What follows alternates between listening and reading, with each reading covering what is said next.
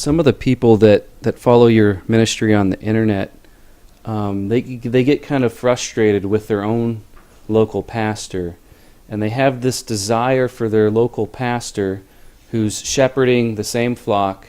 He preaches in the same pulpit every Sunday. He's going expositorily through a book.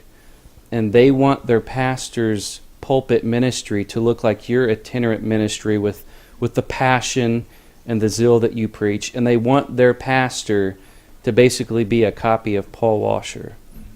What advice would you give a young man that's feeling that way? They know not what they ask for.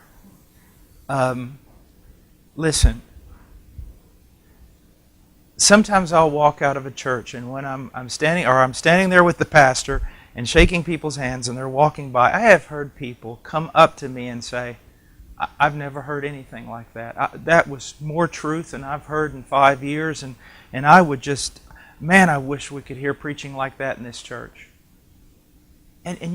That's just the devil. That is so wicked to say that to that man. Or they'll say, "We've never heard these truths before." Well, just let me share with you something of when I was a pastor in Peru. When I was a pastor, I learned that men did not learn things because they heard it once. If I was going to teach on a certain doctrine or a certain thing, I would teach on it for months at a time. And when I would finish teaching on it, exhausting everything that I know, I would teach on it. I would invite godly Peruvian pastors and godly missionaries who I felt would be a great blessing to the church. I would have them come and teach on the same subject. And when the members would be walking out of my church and we'd be shaking their hand, they'd look at that missionary and say, "We've never heard anything like that before in our life." And that just goes to show you, that's part of the itinerant ministry. What I like to do in most churches that I go to, honestly, when I go in, I'm preaching almost the exact same thing most of their preachers are preaching. Now, maybe in a different way, but it more confirms their ministry than anything else. Another thing, I was asked to preach for about 3 months in a little tiny church, and last year in Alabama. And oh, I loved it. I loved it. I kind of was their interim pastor for 3 months. And a bunch of the young guys who heard me preach in the area, they came there. Well, after about 2 weeks, they went up to one of the leaders of the church and they said, "I have a question." And the leader said, "What?" And the leader happens to be a very good friend of mine. They said, "Has Brother Paul changed his ministry? Has he compromised? Is something going on in his life?" And they said, "Well, why?" The man said, "Why?" He goes, "Well, his preaching is so different." And you're saying that's because he's gone from this itinerant preacher mode to pastor mode, to feeding sheep on a long-term basis. Now, but I want to warn the pastors, expository preaching and preaching through a book, if it's boring, you're not doing it right. I mean, how can you preach through the book of Ephesians without zeal?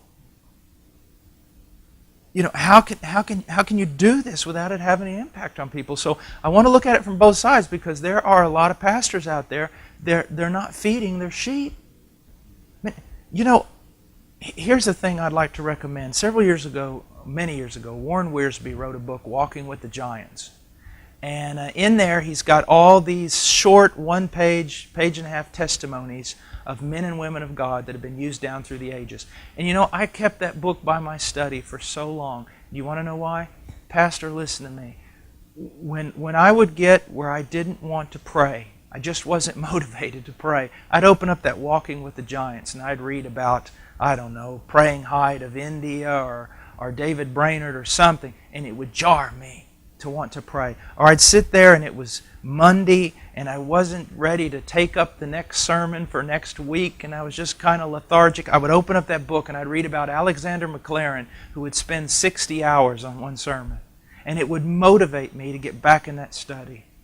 You know, a lot of people are saying this because they're wrong. But in a lot of ways, people are saying this because it's right. Pastors are not staying in the study long enough to come out and give their people a word from God. There seems to be a mentality today that if you as a pastor are not invited to be one of the main speakers or a keynote speaker at one of these big conferences where all the big names are getting together, then you're almost nothing. What damage do you think has been done today to the lack of appreciation and respect that should be given to the faithful, even though unpopular, local pastor? We have grown up as a culture that honors heroes, celebrities. Whether they're worthy or not, we've got to make them heroes or celebrities because we just feel like we need them. One of the things that's terrifying me is there is, in Reform circles, everywhere, there is this circle of celebrities. And in every big conference, it's going to be those men. Now, those men, I could name them, or I'm not worthy to carry their sandals. They are honorable men, and it's not the men themselves. It's just that the Reformed community and a lot of young people are just, they're looking to men now. And many times they're looking over here to the person who writes the books and the person who preaches in their conference, and they're not honoring the very man who feeds them, prays for them, intercedes for them, visits them in the hospital. You see, what we need to realize is this. We just need to wait till Jesus comes back. And when He does, we are going to be greatly surprised. Greatly surprised. You know, it's not tough to preach in a conference. Well, sometimes it is when everybody's mad at you. But it's not really tough to preach in a conference. Why? You're asked to come to this conference. Everybody wants to see you and everything. That's not difficult. That doesn't demonstrate godliness. What demonstrates godliness is the man who ministers to God's people and is hidden and is not recognized. But when the great shepherd comes back, he will be recognized.